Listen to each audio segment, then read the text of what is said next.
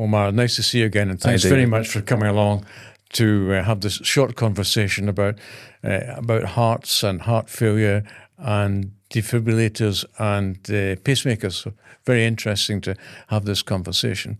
And of course, personally, it's been very useful for me because you've operated on me, and I'm here because of you. Thank you very much. But can I start out by asking you, what do we mean by heart failure? What is heart failure?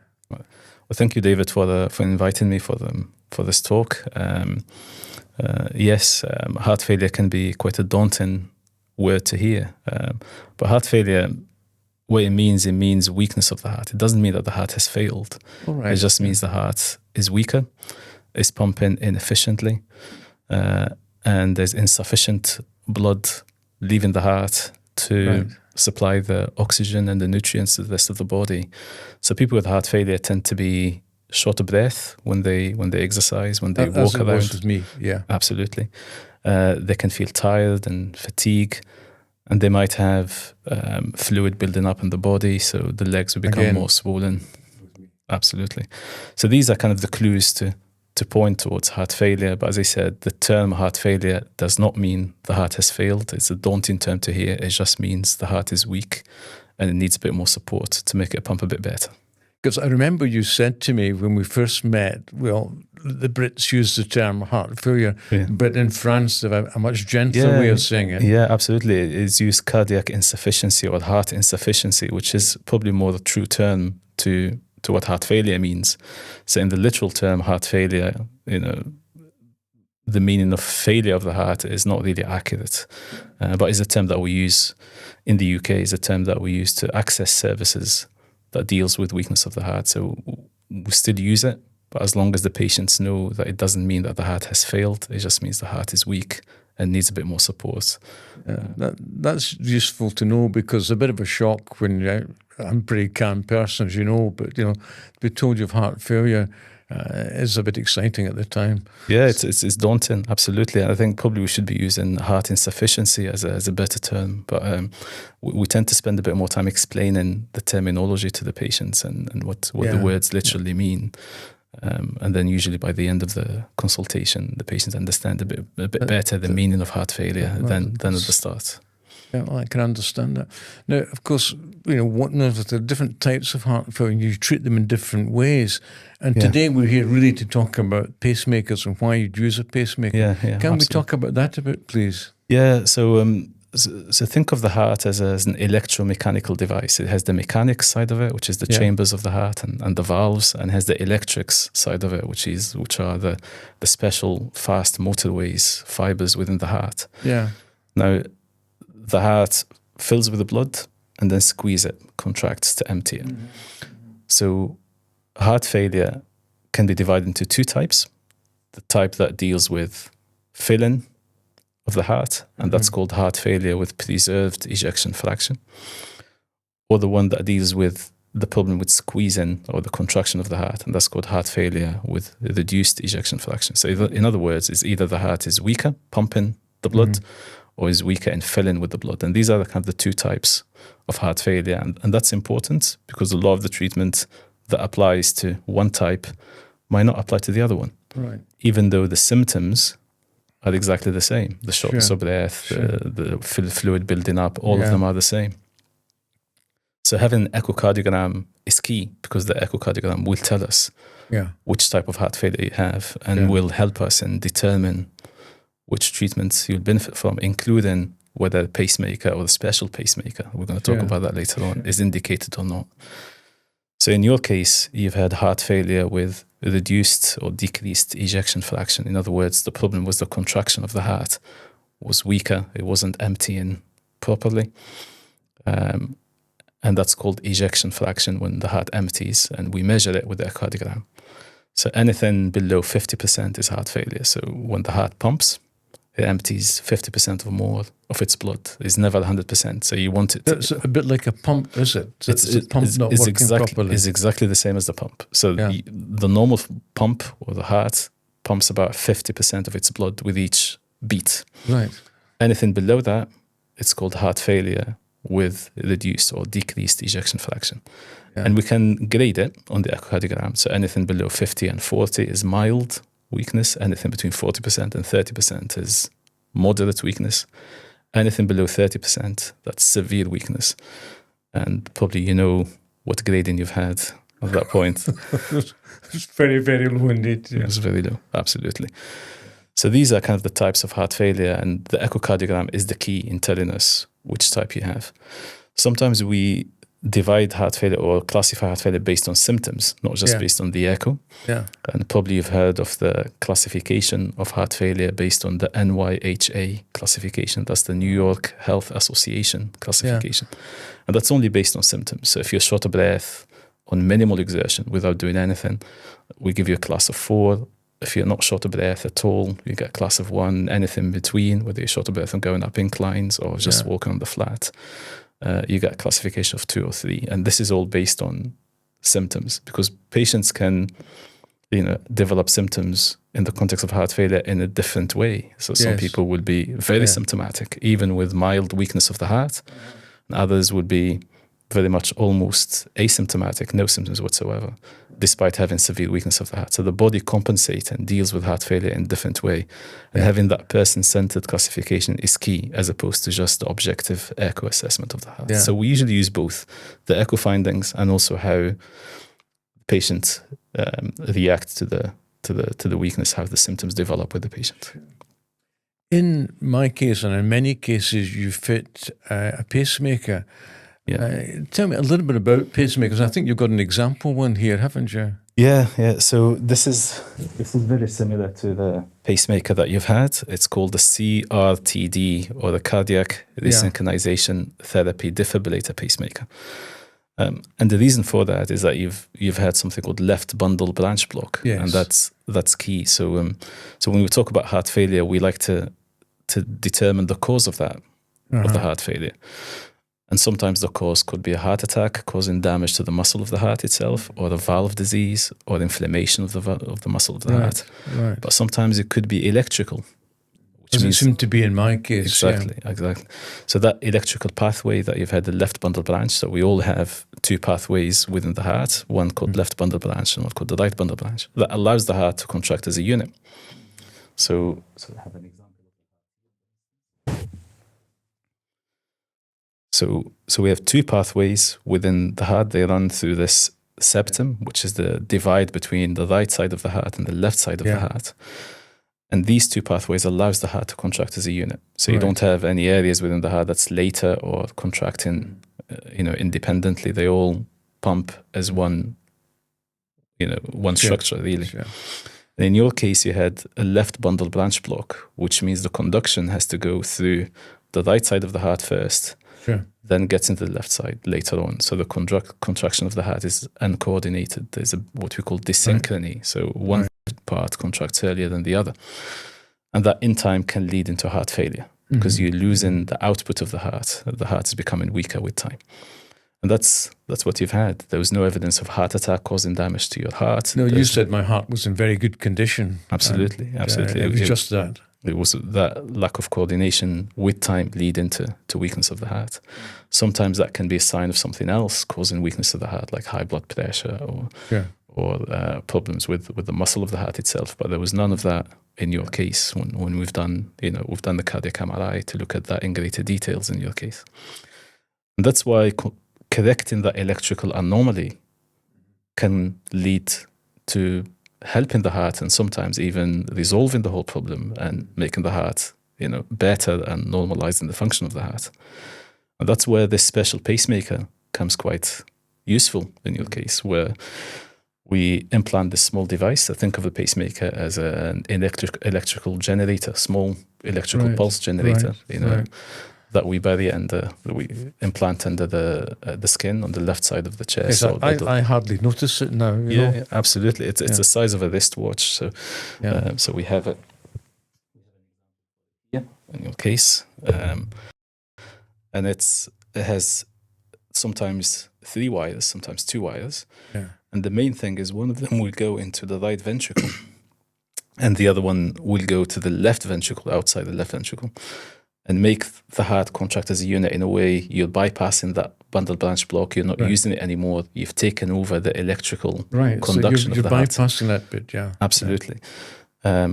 And by doing that, you make the heart contract as a unit, once again, and improve the coordination of the heart. And in 90% of the case, you improve the function of the heart, both on echocardiogram, but also on symptoms. So patients feel better, the shortness of breath is improving, the swelling gets better. And obviously we use that in conjunction to the tablets that we give for heart failure as well. So I was very lucky that it seemed to be almost full recovery, I think, from what you said.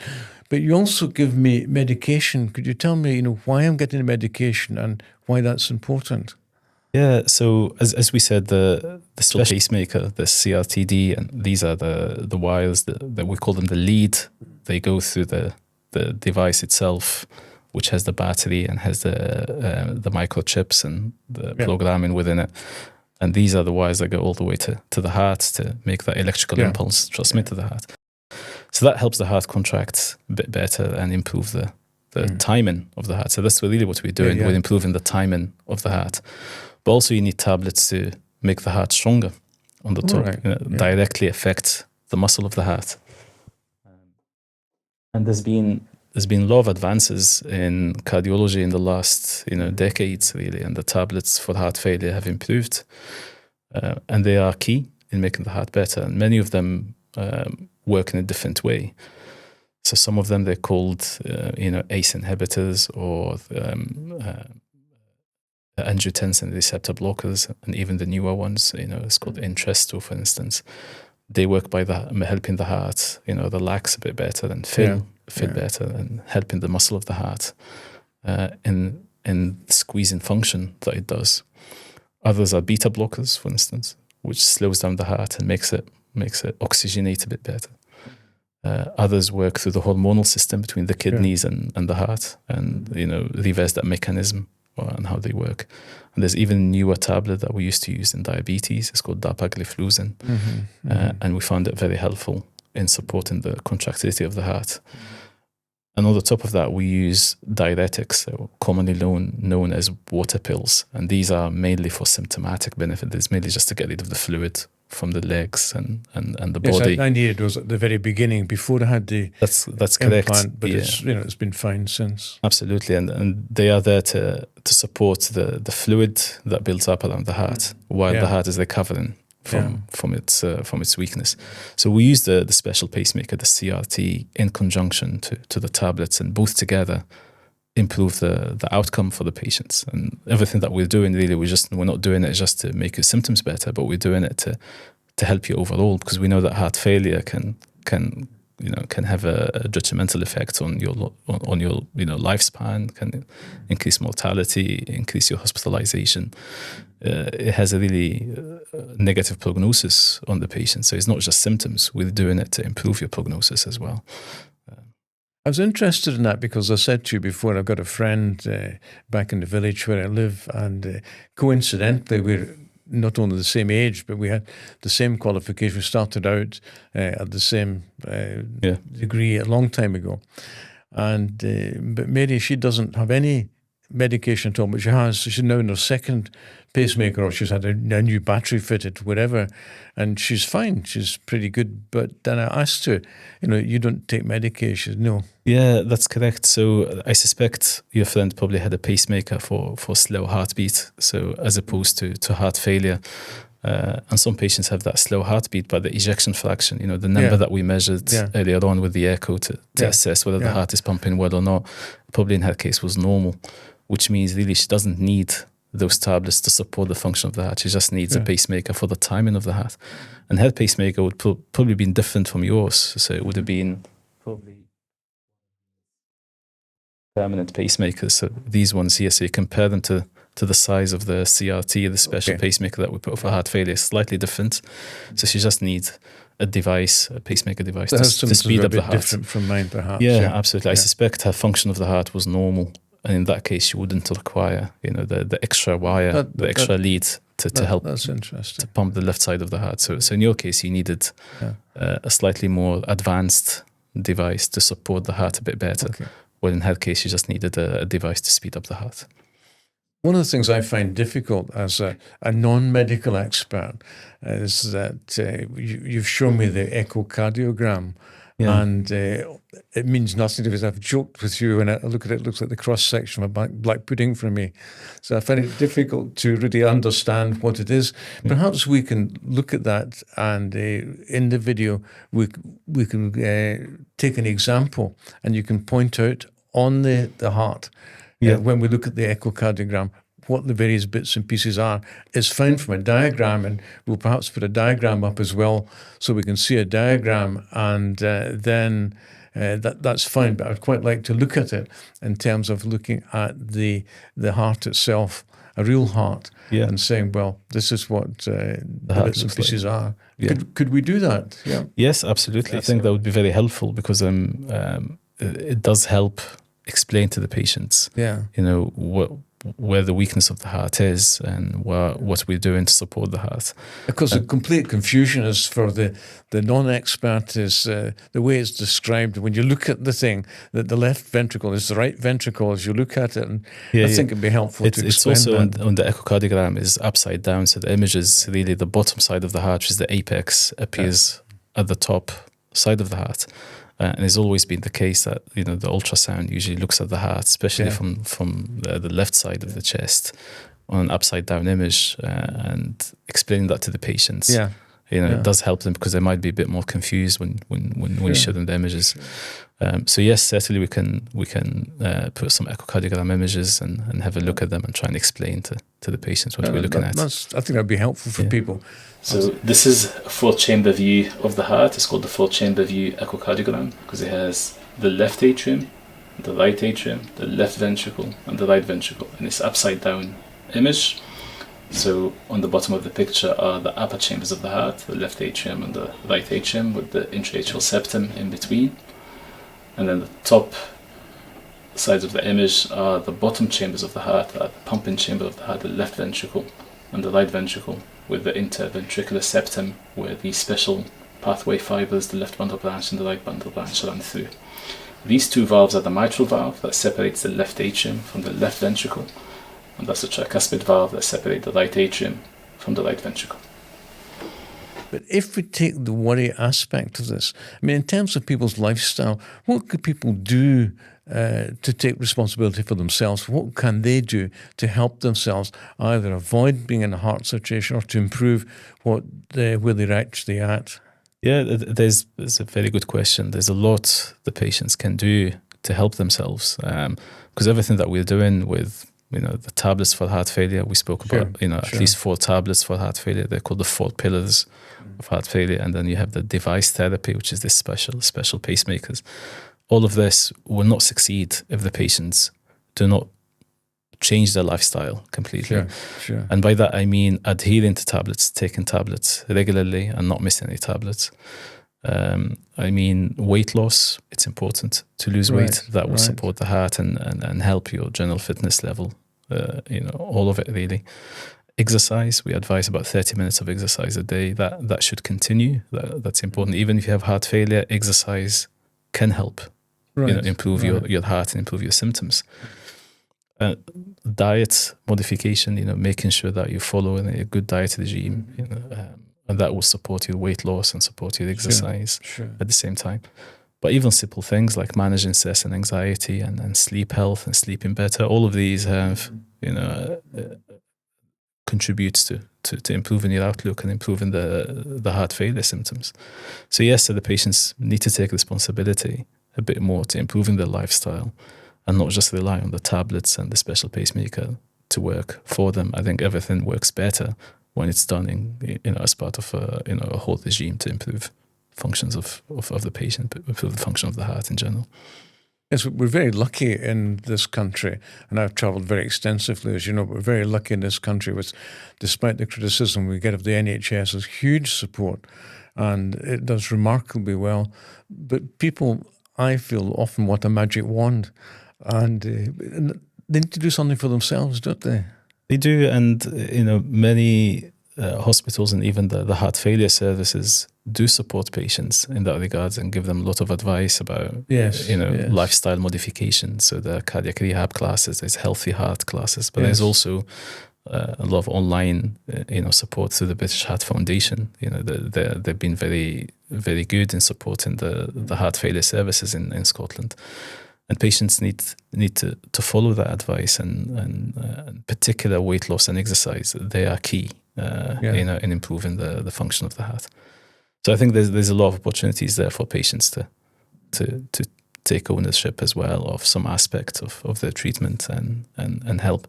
One of the other things as well that I always advise patients to do would be to monitor their blood pressure, making sure that blood pressure is well controlled. Sometimes these heart failure medications can lower the blood pressure, can make them feel dizzy and even sometimes lose consciousness with low blood pressure. So having that monitoring done by the patients, either at home or even via the primary care services or the heart failure services, can help us tailor the treatment for them. And that's something they can help us with as well. Right. I certainly feel enormously lucky knowing, how I'd been in the past as to how I feel now. But as you know, I spend a lot of time looking after myself. But so in summing this up in our conversation today, it's not inevitable you're going to get a heart condition, but you can do quite a lot about it if you monitor your lifestyle and you have a healthy lifestyle. But of course, if things do go wrong in some way, we've got quite a lot of medical interventions, and today we've talked a lot about the pacemaker, this clever little device, which I think you told me back in the 1950s was about the size of a microwave. It was, yes, absolutely. In 1958, it was the first kind of external pacemaker, and it was the size of a microwave. Yeah, it was pushed around on a trolley. And, I'm pleased it's not like that now. not like that anymore. No, we came a long way, and despite all of that, heart failure is still one of the most common presenting complaint to hospital. The patients come to hospital with heart failure pretty frequently. Hospitalization numbers are high, and the symptoms burden and the prognosis is still quite sizable. So we talk about a large number of patients being hospitalized with heart failure, and we talk about a large number of them not making it after 5-6 years of heart failure. So making sure that we diagnose them early, making sure that we start treatment early, and try to break that cycle of hospitalization and worsening of heart failure due to hospitalization is key here.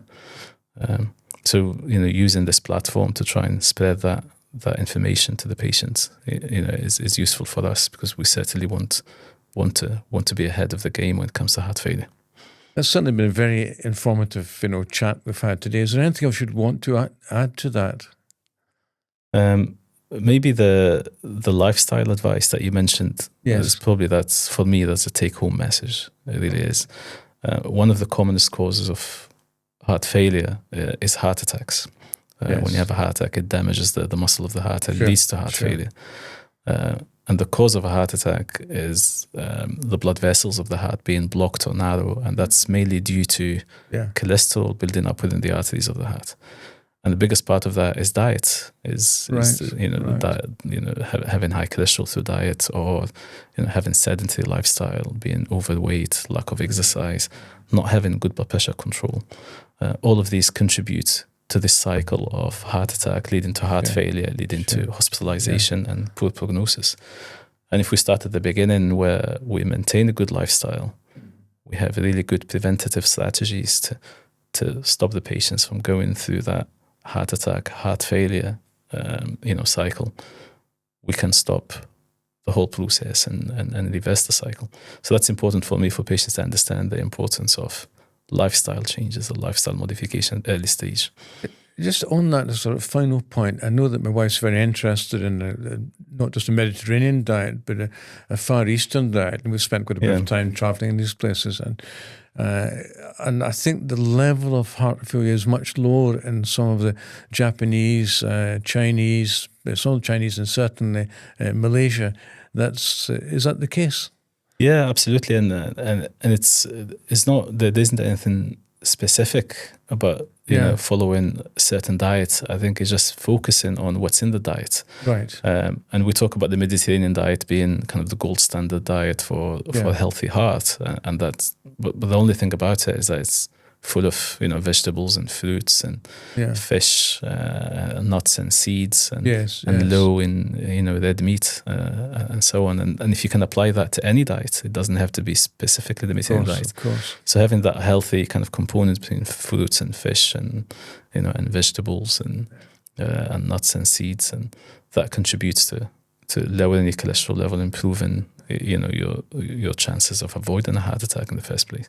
But also exercise, and I know that a lot of the population in the Far East are quite active when it comes to exercise level. They don't follow a sedentary lifestyle. They're making sure that they have that 30 minutes a day of exercise, and even more than that, or even high number of steps per day. That helps your general health as well. So I think both goes hand in hand. Having a good diet, having a good exercise level, and making sure that your weight is under control. The other thing that we advise patients about is monitoring their blood pressure. Yes, you mentioned that. Always useful to make sure that you have an appointment with a GP, check your blood pressure, making sure that your blood pressure is within normal limits, because that undiagnosed high blood pressure can lead to heart failure. It's something called hypertensive heart disease that we try and also get on the top of that early if we can. Well, I think that's been a really useful conversation. Likewise, David. Thank you very much. No, thank you for inviting me for the talk.